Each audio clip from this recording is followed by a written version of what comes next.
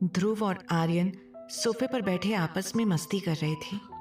मेघा उनके पास गई और उन दोनों के सिर को चूमते हुए बोली,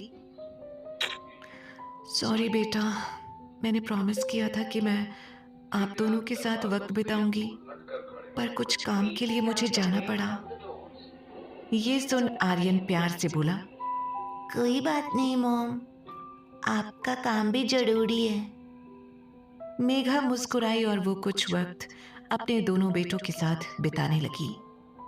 इस बीच मेघा को किचन से कुछ आवाज सुनाई थी, जिसे सुन मेघा बोली, क्या निशा आंटी तुम दोनों के लिए कुछ कुकिंग कर रही हैं?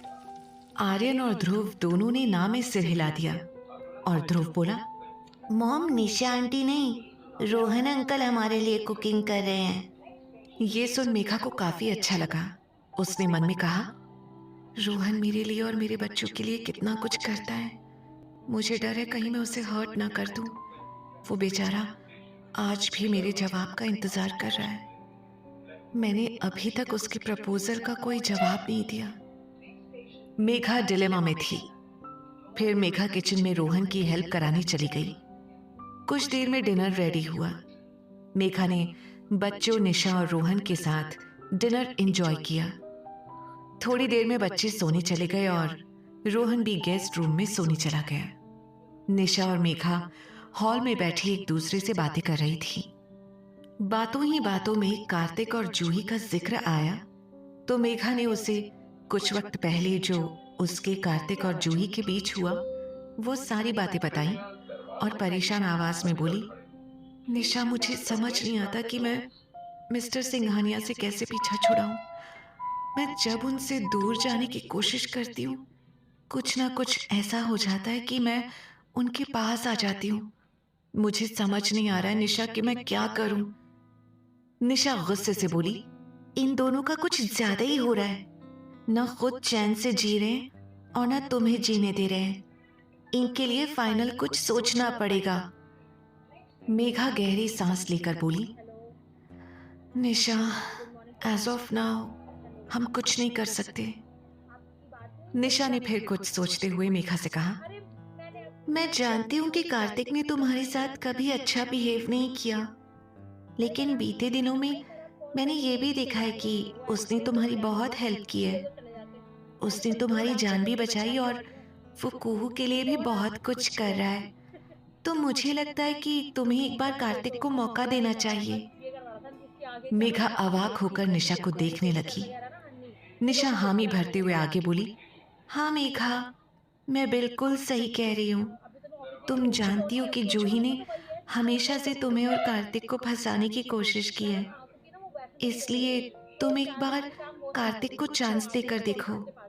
मेघा निशा की बातों को मना करते हुए बोली, नहीं निशा, मैं मिस्टर सिंघानिया को कोई दूसरा मौका नहीं दूंगी। वो और जूही एक दूसरे के लिए बने हैं और मैं बस अपनी बेटी को उस जूही से दूर कर दूंगी। इसके अलावा मुझे मिस्टर सिंघानिया से कुछ नहीं चाहिए और ना ही मुझे उन्हें कोई मौका देना है। ये सुन निशा ने गहरी सांस ली और बोली,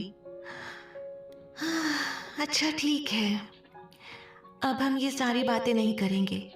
चलो हम दोनों आज ड्रिंक करते हैं। काफी वक्त हो गया मेघा अपने पुराने पलों को जिए हुए। मेघा भी मुस्कुराते हुए बोली, हाँ निशा, शायद अब मेरी सारी तकलीफों का हल ड्रिंक ही है।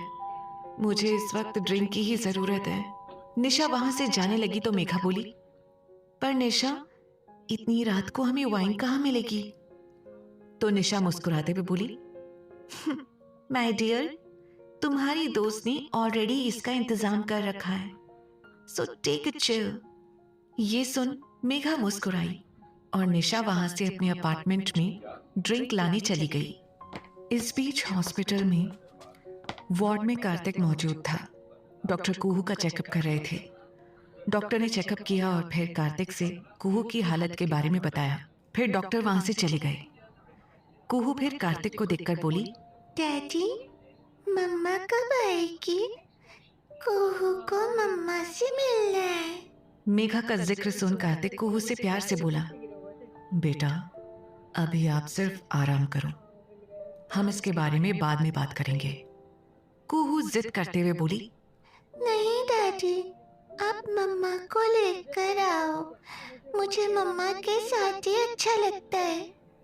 उसकी जिद देख कार्तिक उसे समझाते हुए बोला, बेटा मैंने कहा ना कि अभी आप सिर्फ रेस्ट करो, वो अभी आपसे नहीं मिल सकती। कार्तिक की बात सुन कुहू ने रोना शुरू कर दिया, जिससे कार्तिक परेशान हो गया। वो कुहू को शांत कराते हुए बोला, कुहू बेटा आप रो क्यों रहे हो, प्लीज चुप हो जाओ, बेटा ऐसे नहीं रोते। लेकिन कुहू जोर जोर से रोते हुए बोली, नहीं, को मम्मा चाहिए, को मम्मा के साथ रहना है। कार्तिक कुहू को कंसोल करने की कोशिश करने लगा। तभी उसका फोन रिंग हुआ। कार्तिक ने जब फोन देखा तो आरती जी का कॉल आ रहा था। उनका कॉल देख कार्तिक फ्रस्ट्रेट होकर मन में बोला, अब ये मुझे कॉल क्यों कर रही हैं? इन्हें क्या चाहिए इस वक्त मुझसे? कार्तिक कुहू को चुप कराते हुए बोला, अच्छा अच्छा बेटा आप शांत हो जाओ, you are my good girl ना, मैं जल्दी ही आपको आपकी मामा से मिलाऊंगा, नाउ हैप्पी।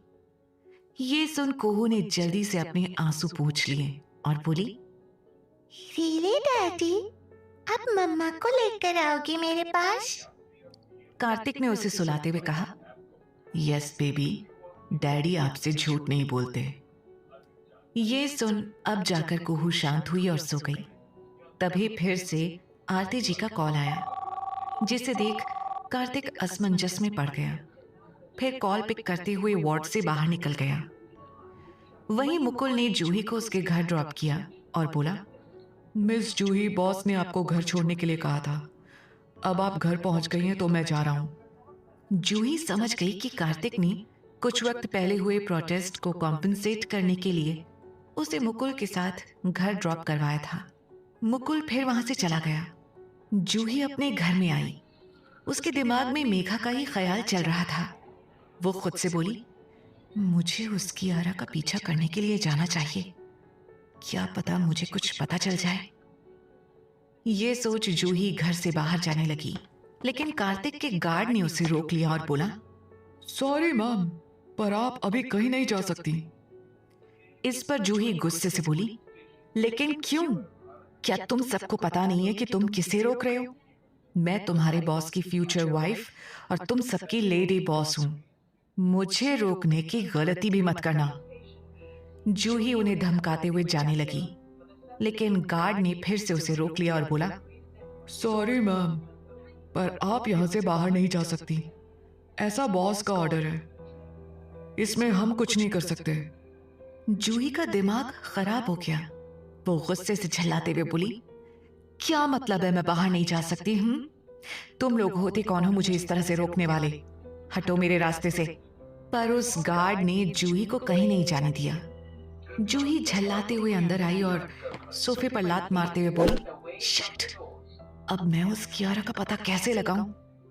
कार्तिक, तुम मेरे साथ ऐसा कैसे कर सकते हो? तुम उस लड़की के लिए मुझे घर में नजरबंद नहीं कर सकते। जूही कार्तिक को गुस्से से कोसने लगी। अगला दिन मेघा के अपार्टमेंट में मेघा सोफे पर बैठी थी।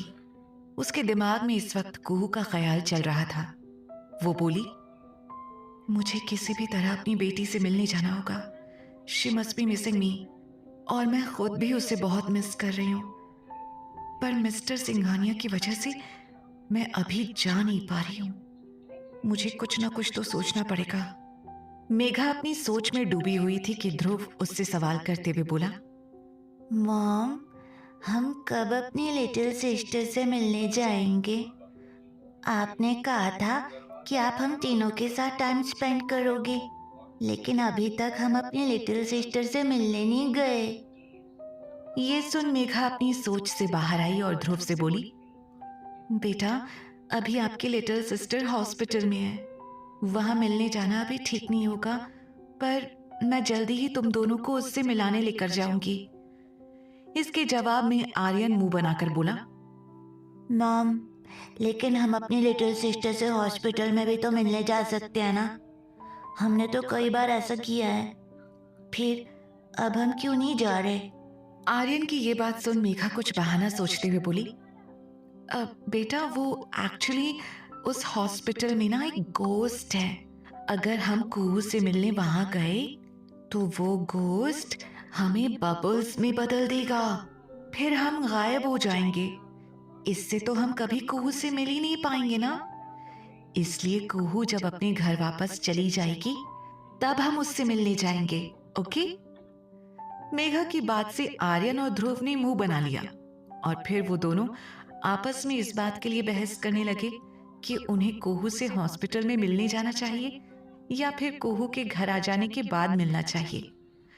क्योंकि आर्यन ध्रुव के मुकाबले काफी समझदार था, वो मेघा की ट्रिक को अच्छे से समझता था। मेघा उन दोनों की बहस को देख हैरान थी। आर्यन गुस्से से बोला, नहीं ध्रुव, मैंने कहा ना कि हमें हॉस्पिटल मिलने जाना चाहिए। ध्रुव मना करते हुए बोला, नहीं भाई, मम्मा ठीक कह रही हैं, हम बबल्स बन जाएंगे। इसलिए जब हमारी लिटिल सिस्टर घर आ जाएगी ना, तब उससे मिलने जाने के लिए कोई प्लान बना लेंगे। आर्यन ने अपनी आंखें रोल करते हुए कहा, नहीं, मैंने कहा ना कि हम उससे वहीं मिलने जाएंगे। इस पर ध्रुव कुछ कहता कि मेघा उन दोनों को शांत कराते हुए बोली, अच्छा अच्छा, अब तुम दोनों शांत हो जाओ। मैंने कहा ना हम जल्दी ही कुहू से मिलने जाएंगे, अब कोई बहस नहीं, ओके? ये सुन आर्यन मुंह लटकाते हुए बोला, मॉम, इसमें सारी गलती सिर्फ और सिर्फ डैड की है। अगर वो एक अच्छे डैड होते तो हमें अपनी लिटिल सिस्टर से मिलने के लिए इतनी सारी प्लानिंग या ट्रिक करने की जरूरत नहीं पड़ती। ध्रुव ने भी नाराजगी से कहा, हाँ भाई, तुम ठीक कह रहे हो। अगर हमारे डैडी अच्छे होते तो हम अपनी लिटिल सिस्टर के साथ ही रह रहे होते। मेघा को समझ नहीं आया कि वो उन दोनों की बातों का क्या जवाब दे। वो अभी आगे कुछ कहती कि उसका फोन रिंग हुआ। मेघा ने अपना फोन देखा तो उसे कार्तिक का कॉल आ रहा था। ये देख मेघा मन में बोली, ये मुझे क्यों कॉल कर रहे हैं? कहीं कुहू को तो कोई प्रॉब्लम नहीं हुई ना? ये ख्याल दिमाग में आते ही मेघा तुरंत साइड में गई और कॉल पिक करते हुए कुछ कहती कि कुहू की प्यारी सी आवाज आई, मम्मा, मैं कुहू बोल रही हूँ। कुहू की आवाज सुन मेघा तुरंत परेशानी से बोली, कुहू बेटा आप ठीक तो हो ना? इतनी रात को आपने मुझे कॉल किया, क्या हुआ आपको? आपको कोई प्रॉब्लम हुई क्या? उसकी बात से कुहू प्यार से बोली, मम्मा, मैं बिल्कुल ठीक हूँ। मुझे आपसे बात करनी थी। मैं आपसे डैडी की तरफ से सॉरी बोलना चाहती हूँ। अब आप वापस मेरे पास आ जाओ, मैं आपको मिस कर रही हूँ। ये सुन मेघा इमोशनल होते हुए बोली, बेटा आपको सॉरी बोलने की कोई जरूरत नहीं है, आप रेस्ट करो, मैं जल्दी आपसे मिलने आऊंगी, ओके? कुहू ने फिर कहा, मम्मा, मुझे हॉस्पिटल से डिस्चार्ज मिलने वाला है। मैं चाहती हूँ कि आप मुझसे मिलने आ जाओ। उसकी बात को सोचते हुए मेघा मन में बोली, कुहू को हॉस्पिटल से डिस्चार्ज मिलने वाला है, मुझे उससे मिलने जाना चाहिए। इसी बहाने मैं मिस्टर सिंघानिया से कुहू की कस्टडी के बारे में भी बात कर लूंगी। मेघा ने फिर कुहू से प्यार से कहा, ठीक है कुहू बच्चा, मैं आपसे कल मिलने आऊंगी। इसके बाद कुहू ने खुशी के साथ फोन कट कर दिया। मेघा की रातों की नींद हराम हो चुकी थी। वो कुहू की कस्टडी के लिए कार्तिक से लड़ने की प्लानिंग में जुट गई। क्यों किया आरती जी ने कार्तिक को कॉल? क्या पता लगा पाएगी जूही कियारा की सच्चाई? क्या मेघा